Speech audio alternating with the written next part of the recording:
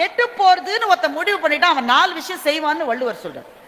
நெடுநீர் மறவி மடி துயில் நான்கும் கெடுநீரார் காமக்கல்லன் என்று சொல்லுகின்றார். நெடுநீர் என்றார் ப்ரோக்ராஸ்டினேஷன். நாளைக்கு செஞ்சுக்கலாங்க, என்னங்க இப்போ இது என்ன பெரிய விஷயமா, நாளைக்கு பாத்துக்கலாம் அப்படின்றீங்கல்ல, அந்த நாளைக்கு வரவே வராது உங்க வாழ்க்கையில். நெடுநீர் மறவி, மறந்து போது. இப்ப நான் சொன்ன மாதிரி கையில எடுத்த பொருளுங்க, போன் எங்க, போனை தேடிய நம்ம வாழ்க்கையில கிட்டத்தட்ட 10 வருஷத்தை நம்ம செலவழிச்சிருக்கோம். போன் எங்க, போனோட சார்ஜர் எங்க, ஹெட்போன் எங்க, கண்ணாடி எங்க, சாவி எங்க, அது எங்க, இது எங்க தேடிட்டே இருப்போம். சில பெண்களினுடைய ஹேண்ட்பேக்கை பார்த்திருக்கீங்களா? பார்த்திருக்கீங்களா? இன்னும் யாருமே பார்த்தது இல்லையா? இந்த ஹேண்ட்பேக்ன்றது ஆமை சுமக்கிற ஓடு மாதிரி அவங்களுக்கு. அது இல்லாம அந்த அம்மாவால எங்கேயுமே வர முடியாது. எதுக்காகமா இவ்வளவு பெரிய பேக்கை தூக்கிட்டு அலையறன்னு பொண்ணு கேட்கிறா. முக்கியமானதெல்லாம் போட்டு வச்சிருக்கேன் இதுல, நீ எடு, என்னென்ன முக்கியம் பாக்குறேன்னு எந்த பொண்ணா சொல்லாது. அதுங்க சொல்லிச்சு வைங்க, உள்ள எக்ஸ்பயர் ஆன 80 மாத்திரை இருக்கும். அப்புறம் எந்த அவசரத்துக்காக இது இருக்கட்டும் சொல்லி இந்த ஸ்டிக்கர் போட்ட அட்டை ஒண்ணு உள்ள இருக்கும். ஆனா எந்த அவசரத்துக்கு எது தேடினாலும் அந்த பேக்ல இருந்து கிடைக்காது. ஆனா அந்த பேக்கை பிரியவும் முடியாது, அதை வச்சுக்கிட்டே சுமந்துக்கிட்டே தெரியும். எது எதுல இருக்குன்னு தெரியாது. அண்ணாக்கா சில சமயம் இந்த சபாக்களுக்கெல்லாம் போய் நல்ல கச்சேரி சுதா ரகுநாதன் நம்ம பாட ஆரம்பிச்சிருப்பாங்க. ஆஹா அப்படின்னு கண்ணை மூடும் போது ஒரு போன் அடிக்கும். அந்த அம்மாவோட போன் தான், அது உள்ள பேக்ல வச்சிருக்கு. கத்து கத்து கத்துன்னு போன் கட்டி சுதா ரகுநாதன் மேடமே நிறுத்திட்டு, மேடம் நீங்க சைலண்ட்ல போடுங்கன்னு சொன்னா அந்த அவசரத்துக்கு போனே கிடைக்காது, பேக்ல இருந்து தேடிட்டே இருக்கும். அதுதான் வள்ளுவர் சொல்றாரு, நெடுநீர் மறவி மடி, மடினா சோம்பல், துயில் தூக்கம், அளவுக்கு மீறி தூங்குவது, நான்கும் கெடுநீரார் காமக்கல்லன். இதுல எவ்வளவு விஷயத்தை நம்ம செஞ்சுட்டே இருக்கோம் நீங்க பாருங்க. அதை கூட விட, இது நான் எடுத்த ரெசல்யூஷன், நீங்க என்ன ரெசல்யூஷன் எடுத்தீங்கன்னு தெரியாது. ஒவ்வொருவரும் என்ன ரெசல்யூஷன் வேணா எடுத்துக்கலாம். ஆனா நாம் செய்ய வேண்டிய மிக முக்கியமான ஒரு விஷயம் இருக்கிறது.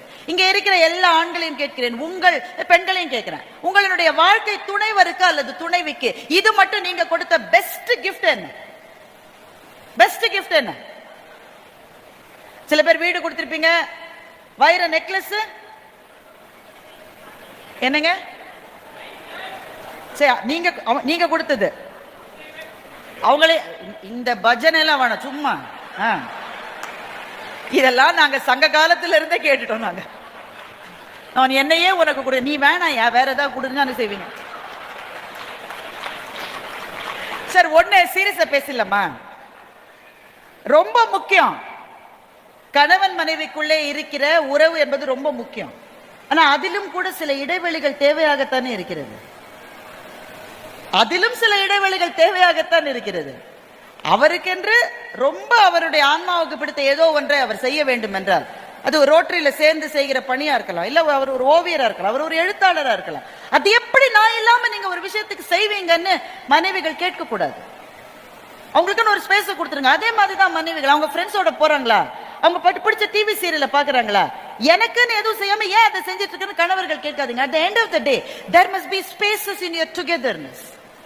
எப்படி வீணையிலே இருக்கிற அந்த நரம்புகளை பார்த்திருக்கீங்களா? எல்லா நரம்புகளையும் மீட்டும் போதுதான் நல்ல இசை கிடைக்கிறது. ஆனால் ஒரு நரம்பு இன்னொரு நரம்பின் மீது உள்ள உட்கார்ந்து முறுக்கிக்கிட்டாக்க நல்ல இசை வராது.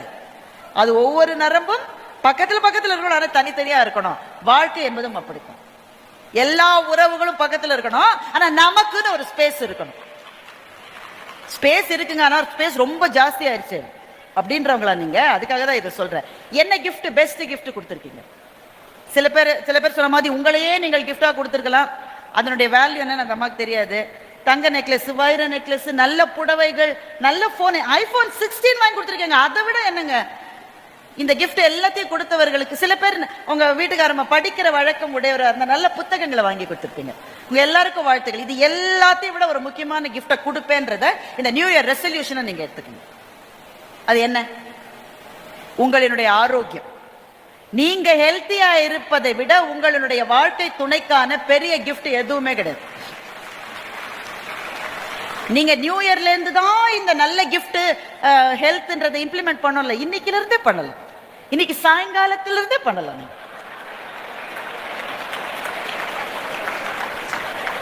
அதை விட நல்ல கிஃப்ட் கிடையாதுங்க. நீங்க ஹெல்த்தியா இருக்கீங்கன்ற நான் என்னுடைய எக்ஸ்பீரியன்ஸ்ல இருந்தே சொல்றேன். when I felt sick எல்லாரும் வருத்தப்பட்டாங்க. தமிழ்நாடு முழுவதும் தமிழர்கள் எங்கெங்கே இருக்கிறார்களோ எல்லாருமே எனக்கு பிரார்த்தனை செய்தார்கள். அதை விட மகிழ்ச்சியான ஒரு இடம் யாருக்குமே கிடைக்க முடியாது. எனக்கு கடவுளனுடைய ஆசீர்வாதம் இருந்தது. அத்தனை பேரும் அழுதாங்க, நிறைய கண்ணீர், நிறைய பிரார்த்தனை. ஆனா எல்லாவற்றையும் விட ஒரு உயிர் துடித்தது என்றால் அது என்னுடைய கணவர், என்னுடைய உயிர் என்பதை நான் பக்கத்தில் இருந்து பார்த்தேன். அது மட்டும் சண்டை தான் தினம், எல்லா வீட்லயும் அதுதான். அப்பதான் தெரியுது நமக்கு, நம்முடைய வாழ்க்கை என்பது ஆரம்பிக்கிற போது ஒருவரை ஒருவர் இறுக பற்றி கொண்ட வாழ்க்கை அது. அப்படித்தானே? நீங்க எவ்வளவு பேர் லவ் மேரேஜ் பண்ணிருப்பீங்கன்னு தெரியாது. லவ் மேரேஜோ இல்ல அரேஞ்ச் மேரேஜோ, அந்த நிச்சயதார்த்தம் ஆகி திருமணம் ஆகிற நாட்களில் மனம் எப்படி படபடக்கும். அவங்க கையெழுத்துல ஒரு லெட்டர் வந்தா அதை கொண்டு வர போஸ்ட்மேனை தூக்கி கொஞ்சின ஆளெல்லாம் உண்டிங்க.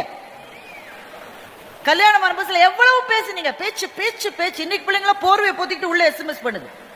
நாம கண்ணாடியை மாற்றிக்கிட்டு 2 விளக்கு போட்டாலே தப்பு தப்பா வருது. கல்ச்சர்னு ஆபீஸ்ல மெயில் அனுப்புறது போல வல்ச்சர்னு மெயில் அனுப்பிச்சிட்டாங்க. இந்த பிள்ளைங்க போர்வையை போத்திக்கிட்டு ஒரு தப்பு இல்லாம எஸ்எம்எஸ் பண்றாங்க வாட்ஸ்அப்ல. எவ்வளவு வார்த்தைகள் இல்ல. திருமணமாய் 10 வருஷம் ஆன பிறகு இந்த வார்த்தைகள்ல எவ்வளவு விழுக்காடு இருக்கு, எவ்வளவு இல்ல? 90% இல்ல. சாப்பிட்டியா, காசு வேணுமா, ஊர்ல லெட்டர் வந்ததா, ஏன் சின்னவன் ஒரு மாதிரி இருக்கான், இதுக்கு மேல வார்த்தைகளே இல்லை.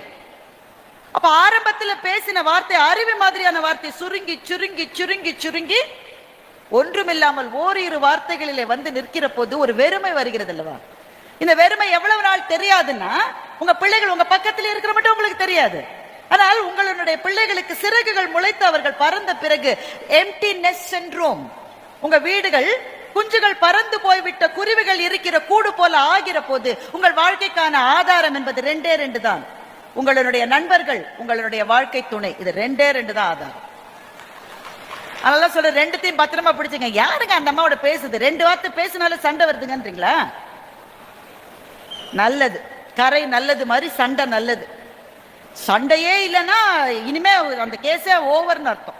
ஒருத்தர் 2 சொன்னாரு, எங்க வீட்டுக்காரம்மா முன்னாடி எல்லாம் கோவில்ல இருக்கிற அம்பிகையினுடைய சிலை மாதிரி இருப்பாங்க, இப்ப எப்படி இருக்காங்க, வாசல்ல இருக்கிற துவாரபாலகி மாதிரி இருக்காங்க. துவாரபாலகிக்குள்ளேயும் அம்மனுடைய அம்சம் இருக்கிறது என்பதுதான் இந்த மன்னனுடைய தத்துவம். ஏன்னா அவங்க தான் கவலைப்பட, ஆலம் விழுதுகள் போல் உறவு 1000 வந்தும் என்ன, வேறென நீ இருந்தாய் அதில் நான் வீழ்ந்து விடாதிருந்தேன்னு கண்ணதாசன் சொன்னதை இந்த புத்தாண்டிலே நினைவிலே கொள்ளுங்கள். நிறைவாக ஐயா சொன்னது போல why not அந்த கேள்வி எனக்கு ரொம்ப பிடிச்சது. ரோட்டரி உங்களுக்கு பெரிய சேலஞ்சஸ் கொடுக்கும். நீங்க எல்லாமே பல கிளப்ஸினுடைய தலைவர்கள், உங்களுக்குன்னு ஒரு டார்கெட் கொடுத்துருப்பாங்க, இதை செய்யணும். கேட்டோன்னு எப்படி இருக்கும், இப்போ ஹீருங்க இவ்வளவு பேரை சேர்க்கணுமா, இருக்கிற ஆளையே என்னால காப்பாற்ற முடியல, இவ்வளவு பேரை எப்படியா சேர்க்கிறது, என்னால செய்யவே முடியாதுங்க அப்படின்ற எண்ணம் வர்ற போது நீங்க கேட்டுக்கொள்ள வேண்டிய ஒரே கேள்வி why not. இந்த கேள்வி தருகிற பலம் அவ்வளவு பெருசு. அதுக்கு ஒரு கதை இருக்கு, அதை சொல்லி நான் அதோட முடிச்சுக்கிறேன். இந்த கதை வந்து பாரசீகத்திலே நடந்த கதை. அதனால இதுல மெக்கா வருது. ஆனா அவங்க மதம் என்னவோ அந்த மதத்துக்கு தகுந்த கோவில அதை பார்த்துக்கலாம். ஒன்னும் மதத்தை சேர்ந்த கதையெல்லாம் கிடையாது. பாரசீகத்தில் இருந்த ஒருத்தர் நிறைய தப்பு பண்ணிட்டான், நிறைய பாவம் பண்ணிட்டான், நிறைய மிஸ்டேக்ஸ்.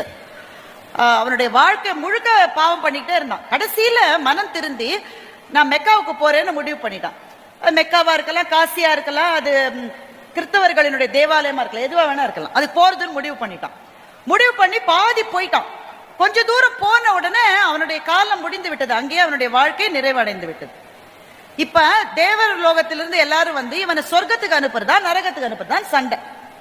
சில பேர் சொன்னாங்க அவன் பாவி, அவன் நிறைய பாவம் பண்ணிட்ட, சொர்க்கத்துல சேர்க்கவே முடியாதுன்னாங்க. சில பேர் சொன்னாங்க பாவிதான், தப்பு பண்ணிட்டான், ஆனா கோவிலுக்கு போக வந்துட்டான்ல அதனால சொர்க்கத்துக்கு. பயங்கர சண்டை ஆயிடுச்சு. கடைசியில இறை தூதர் வந்தாரு, என்ன ஒரே சண்டை, என்ன அமக்கலைங்க சொன்னீங்க, இவன் சொர்க்கத்துக்கு அனுப்புறதா நரகத்துக்கு அனுப்புறதா, எங்களுக்கு ஒரே கன்ஃபியூஷனா இருக்கு.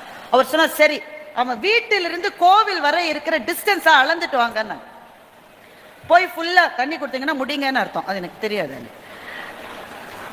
அந்த டிஸ்டன்ஸை முழுக்க மெஷர் பண்ணிட்டாங்க. மெஷர் பண்ண உடனே இவன் எவ்வளவு தூரம் இருந்தான், மிட் பாயிண்ட்டுக்கு, அதாவது மிட் பாயிண்ட்னா நடுப்புள்ளி, நடுப்புள்ளிக்கு முன்னாடி இருந்தா நரகத்துக்கு அனுப்பிச்சிருங்க, நடுப்புள்ளியை தாண்டி போனால் சொர்க்கத்துக்கு அனுப்பிச்சிருங்கன்னு சொல்லி கடவுள் சொன்னார். வேக வேகமா அளந்து பார்த்தாங்க. அவன் பாருங்க அதிர்ஷ்டத்தை, அந்த மிட் பாயிண்ட்ல இருந்து 1 அடி முன்னால போயிட்டான். அதனால அவனை சொர்க்கத்துக்கு அனுப்பி விட்டார்கள். இப்ப எல்லாரும் இறைவனிடம் கேட்டார்கள், 1 அடியில தப்பிச்சுதான் இவன். அந்த 1 அடி எந்த அடி, இவ்வளவு அடி நடந்தான்ல, எந்த 1 அடி அவனை காப்பாற்றியது என்று கேட்டார்கள். கடவுள் சொன்னார், வீட்டிலிருந்து கிளம்பி வெளியே வர அவன் எடுத்து வைத்த முதல் அடி இருக்கிறதே, அந்த முதல் அடிதான் அவனை காப்பாற்றிய அடி என்று சொன்னார். எனவே அன்பான சொந்தங்களே, நண்பர்களே, எந்த பெரும் முயற்சியிலும் நமக்கு தேவை முதல் அடியை எடுத்து வைப்பதுதான். Once you take the first step, பாதைகள் தங்களை தாங்களே உருவாக்கி கொள்ளும். எனவே இந்த பெரிய கன்வென்ஷன்ல மிக மகிழ்ச்சியாக இருப்பதற்காக வந்திருக்கிற உங்கள் அத்தனை பேருக்கும் என்னுடைய வாழ்த்துக்கள். ஏனென்றால் முதல் அடியை எடுத்து வைத்து விட்டீர்கள். இதுவே உங்களை வாழ்க்கை என்ற சொர்க்கத்தில் கொண்டு போய் சேர்க்கும். இந்த சொர்க்கத்தில் நீங்கள் செய்ய வேண்டிய மிக மிக முக்கியமான விஷயம், இருட்டு பள்ளத்திலே விழுந்து கிடக்கிற எத்தனையோ பேருக்கு ஒரு விரலை கொடுக்கிற பணியை ரோட்டரி செய்து கொண்டிருக்கிறது. நம்மள சௌரியமா இருக்கும், சந்தோஷமா இருக்கும், மகிழ்ச்சியா இருக்கும். பண கஷ்டம், வறுமை, பசி இதெல்லாம் முன்னாடி பார்த்தோமே தவிர இப்ப ரொம்ப பார்க்கலாம். ஆனா நம்மை சுற்றி இருக்கிற உலகம் அப்படிப்பட்டதில்லை. உங்கள் குழந்தைகளுக்கு அந்த உலகத்தை காட்டுங்கள். இப்படிப்பட்டவர்களும் இருக்கிறார்கள். அவர்களுக்கு உதவி செய்வதற்காகத்தான் ரோட்டரிக்கு நான் வந்துட்டு இருக்கேன்ப்பா. ஞாயிற்றுக்கிழமை கொண்டாட்டத்துக்கு மாத்திரம் இல்லை. எங்களினுடைய கூட்டினால் இருட்டிலே விழுந்து கிடக்கிற சில பேர் எழுந்து வருவார்கள் என்பதை உங்கள் குழந்தைகளுக்கு சொல்லுங்கள். அறிவினான் ஆகுவதுண்டோ பிரிதின் நோய் தன்னோய் போல் போற்றாக்கடை என்றான் வள்ளுவன். புத்திசாலி யாரு தெரியுமா? மற்றவனுடைய கஷ்டத்தை தன் கஷ்டமா நினைக்கிறவன் தான். நீங்கள் எல்லாரும் புத்திசாலிகள். ஏனென்றால் உங்களை சுற்றி இருக்கிற சமூகத்தினுடைய இருட்டு பக்கங்களில் இருப்பவர்களை கரை சேர்ப்பதற்காக ஒரு கையை கொடுக்க இணைந்திருக்கிறீர்கள். இந்த கூட்டு முயற்சி வெல்ல வேண்டும், வாழ வேண்டும் என்று சொல்லி அடுத்த முறை சார் பேசுகிற போது என்னுடைய கூடையிலே கொஞ்சம் கூட ஓட்டை இல்லை, எவ்வளவு எடுத்தேனோ சிந்தாமல் சிதறாமல் அதை வீட்டுக்கு கொண்டு போனேன் என்று சொல்லுகின்ற ஒரு நிலைமையில் சாரை நீங்க வைக்க வேண்டும் என்றால் நட்பாக இருங்கள். உங்கள் வாழ்க்கை துணைக்கு உங்கள் நேரத்தையும் உங்கள் வார்த்தைகளையும் கொடுங்கள். உங்கள் பிள்ளைகளுக்கு அவர்களை சுற்றி இருக்கிற வாழ்க்கையை அறிமுகம் செய்து வையுங்கள். ஒன்றாக இருந்து உயருங்கள். நல்ல வாய்ப்புக்கு நன்றி. வணக்கம்.